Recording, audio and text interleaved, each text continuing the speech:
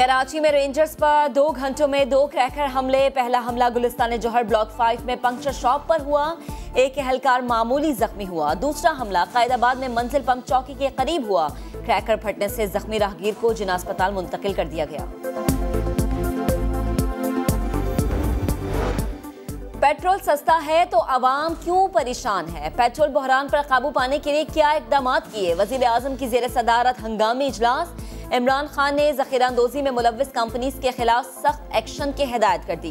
कराची में तेल कंपनीज के डिपोज पर FIA के छापे, 3 कंपनीज के CEOs को तलब कर लिया। फौजदारी कवानीन के तहत मुकदमात दर्ज होंगे तो वो जो लोग आइडेंटिफाई हो गए हैं और जिन्होंने ये चीज़ें माजी में अप्रूव की हैं, ये रिकमेंडेशन की गई है कि आपने इन लोगों के खिलाफ प्रोसीडिंग्स करनी है। जो पहला रेफरेंस इसके नतीजे में है, ये हमने आज भेज दिया है चेयरमैन नैब को। शुगर स्कैंडल में मुलव्विस अफराद के खिलाफ फौजदारी मुकदमा दर्ज करने का फैसला। वजीर आजम ने शुगर कमीशन की सिफारिशात की मंजूरी दे दी। पहला रेफरेंस नैब को भेज दिया गया। मुआविन खुसूसी बराए एहतसाब शहजाद अकबर की प्रेस कॉन्फ्रेंस। कहा, कुछ लोगों को चीनी स्कैंडल के हवाले से नामजद किया गया है। मुतल्लिका इदारों को कार्रवाई की हिदायत कर दी गई।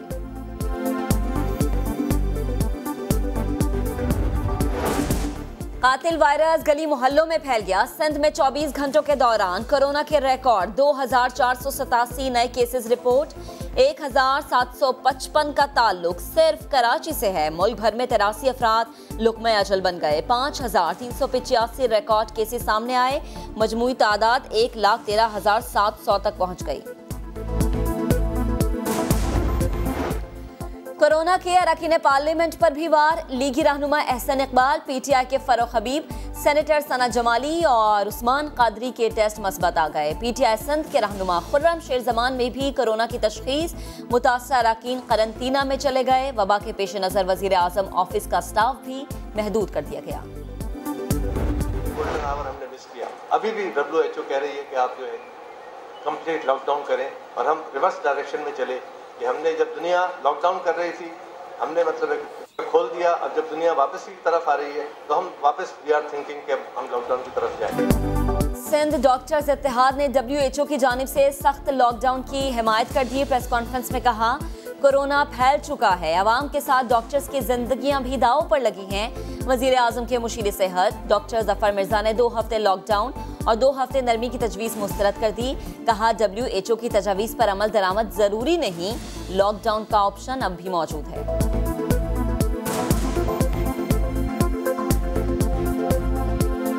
ये जो रिकमेंडेशंस होती हैं, ये रिकमेंडेशंस होती हैं, ये कोई पाबंदी नहीं होती कि आपने जरूर उनके ऊपर अमल करना है। इस वक्त कोई ऐसी तजवीज़ हमारे मद्देनजर नहीं है। मैं वाज़े तौर पे आपको बताना चाहता हूँ, लेकिन कुछ सेक्टर्स अभी भी हमारे बंद हैं, वो बंद ही रहेंगे। कोरोना की वबा में सिंध सरकार की बद इंतजामी। दस्तयाब वेंटिलेटर से मुतालिक हर बार नए दावे। NCOC के मुताबिक सूबे में 304 वेंटिलेटर्स मौजूद। आज सिर्फ 83 मरीज वेंटिलेटर्स पर हैं, बाकी कहाँ गए? कोरोना का इलाज कैसे करें? शहरी मारे मारे फिरने पर मजबूर। NDMA से 99 वेंट्स मिले। वजीर आला कहते हैं, जो ऑर्डर दिए थे वो अब तक मौसूल ही नहीं हुए।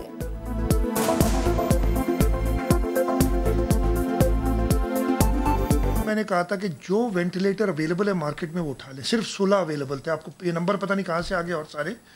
फिर हमने ऑर्डर्स दिए और वो नहीं मिल रहे हमें। इंटरनेशनली वो आए नहीं है जो हमने ऑर्डर दिए हुए हैं। उनके आने में टाइम लग रहा है, इसलिए कि इंटरनेशनली नहीं मिल रहे। फेडरल गवर्नमेंट से भी कल तक हमें कोई वेंटिलेटर नहीं मिला था। हाँ, पाइपलाइन में, ये मैं नहीं कहूँगा, उन्होंने मदद की है, NDA में देती रही है हमें चीज़ें, लेकिन वेंटिलेटर कल तक कोई आया नहीं था। नए माली साल का विफाकी बजट 12 जून को पेश किया जाएगा। मुशीर खजाना अब्दुल हफीज शेख इक्तिसादी जायजा रिपोर्ट आज पेश करेंगे। बजट इजलास में सिर्फ 86 अरकान शिरकत करेंगे। अपोजिशन टफ टाइम नहीं देगी। कटौती की तहरीक पर वोटिंग से दस्तबरदार। कोरम की निशानदही भी नहीं होगी। वजीर आजम इमरान खान की जेर सदारत कौमी इक्तिसादी काउंसिल का इजलास। वज़ीर आला की वीडियो लिंक के जरिए शिरकत।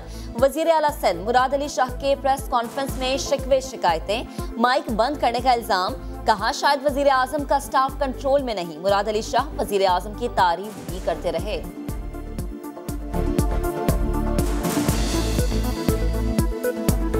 2 स्कीमें गैस सेक्टर और पावर सेक्टर में डाली गई हैं। उसके अलावा अल्लाह ताला का शुक्र है सिंध में सब कुछ फेडरल गवर्नमेंट ने दिया हुआ है पहले से। 2-3 चीज़ें मैंने की, मैं बहुत शुक्रगुजार हूँ प्राइम मिनिस्टर को, मैं पब्लिकली नॉलेज करता हूँ। 21 एयरक्राफ्ट्स का फ्लीट है और इतने हादसों का शिकार हो रहा है। किसी को तो जिम्मेदारी लेनी होगी, किसी को जिम्मेदार ठहराना होगा, किसी के गले तक हाथ ले जाना होगा। तो ये जिम्मेदारी इस नाचीज की है, हुकूमत वक्त की है। तैयारा हादसे की वजह कुछ भी हो, किसी के गिरेबान पर तो हाथ डालना होगा। मेरे महकमे की कोई गलती सामने आई तो पहले खुद इस्तीफा दूंगा। वजीर बराए हवाबाजी गुलाम सरवर खान का कौमी असम्बली में खिताब, कहा इब्तदाई रिपोर्ट 22 जून तक पेश कर देंगे।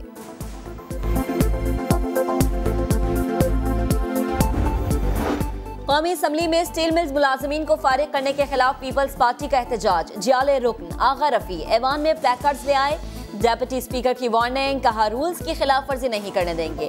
विफाकी वजीर मुराद सईद का अपोजिशन को जवाब, कहा मुशर्रफ दौर में अरबों रुपए मुनाफा देने वाले इदारे को पीपल्स पार्टी और नून लीग ने तबाह कर दिया।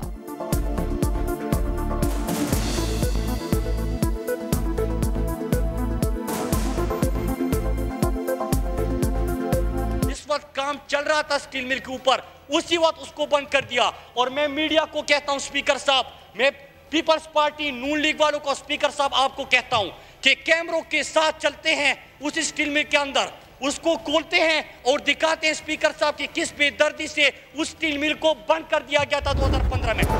भारत की लाइन ऑफ कंट्रोल के जंदरोड सेक्टर में सिविलियन आबादी पर फायरिंग और गोलाबारी, 2 बच्चे और 2 खातीन जख्मी। पाक फौज की भरपूर जवाबी कार्रवाई, भारतीय चौकियों को निशाना बनाया गया।